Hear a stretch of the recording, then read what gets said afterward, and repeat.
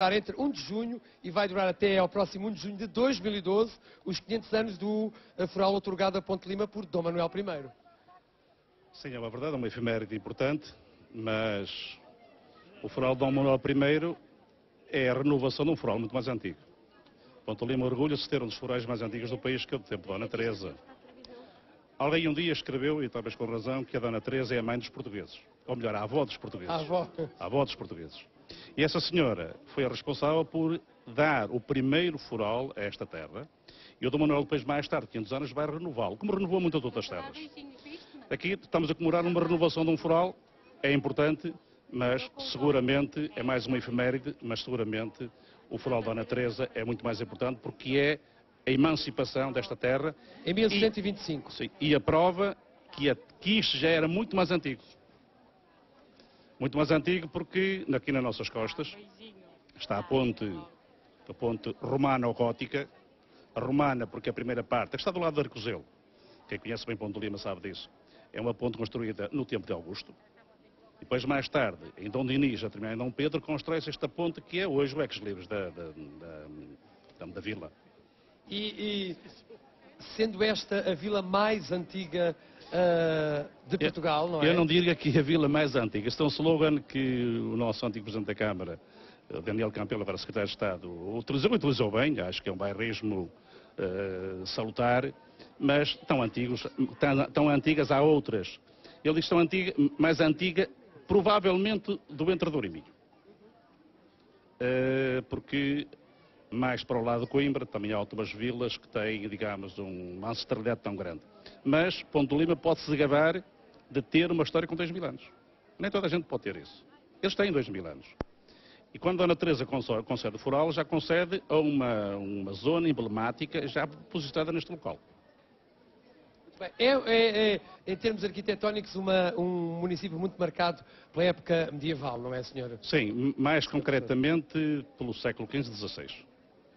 Quem conhece o casco histórico de Ponte Lima, a andar pelas ruas, vê um conjunto de casas, de primeiro andar resto de chão, tecnicamente diríamos de primeiro andar ensobrado, com umas ranhuras e uns chanfrados com arquitetura de estilo manuelino, que data do século XVI.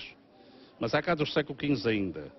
Mas as introduções arqueológicas aqui feitas demonstraram que havia casas feitas em madeira, que aqui há poucas réstias agora, pouco se conserva, construídas em madeira, que eram anteriores. Mas no conjunto podemos dizer que conservou uma traça muito bem conseguida. Os arruamentos ainda são mais ou menos os arruamentos do século XV e XVI. E depois o crescimento depois é posterior. Quer dizer que o camartelo do progresso não destruiu muito Ponte Lima, o que também sabiamente foi aproveitado pelos autarcas que souberam respeitar a terra. Isto é preciso dizer, porque para isto as coisas precisam ter sensibilidade. Não basta só ter sensibilidade política, precisa também ter sensibilidade histórica e patrimonial. E tem que se rodear de técnicos que tenham essa sensibilidade. E aqui temos conseguido, ou pelo menos o município tem conseguido congregar estes elementos todos. Pois que isso é muito importante para preservar monumentos já com muitos anos, muitas décadas. Quando se traz as pessoas a uma terra, as pessoas têm que ter consciência que não basta só dar-lhe folclore, não basta só dar-lhe comida, não basta só dar-lhe rio. Também tem que se dar cultura, mas também tem que se dar uma cultura visual. A cultura visual pode ser vista de muita maneira. Pode ser espetáculos atuais, pode ser espetáculos de coisas mais antigas. Estamos a falar de teatro, estamos a falar de cinema. Para isso há aí um belo teatro recuperado. Mas há os museus e há sobretudo a qualidade dos monumentos. E isso é que tem-se visto a boa gestão do município. É que os monumentos mais significativos da vila não perderam a sua traça nem a sua originalidade. Podem ter outras funções, mas o rosto permanece. Isso é que é importante. Estava a ouvi-lo, não sei o que é que o João, entretanto, lhe perguntou enquanto eu não cheguei aqui, porque eu vim da ponte medieval, mas se tivesse que fazer um pequenino roteiro para quem chegasse aqui, imagina, eu hoje iria passar aqui um Só na vila? Só na vila? Na vila, o que é que sugeria? Bem, sem dúvida que para quem não conhece Ponte Lima e chegasse aqui à Ponte Nova, à Ponte da Senhora da Guia, diria, bem, em primeiro lugar, dê uma volta pelo casco histórico, percorra as ruas, não é muito, são 10 ou 12 ruas pequenas, aprecie-as, olhe para elas, entre em algumas das casas bem recuperadas que são pastelarias ou restaurantes. Se tiver a oportunidade, coma um pastel, ou beba qualquer coisa.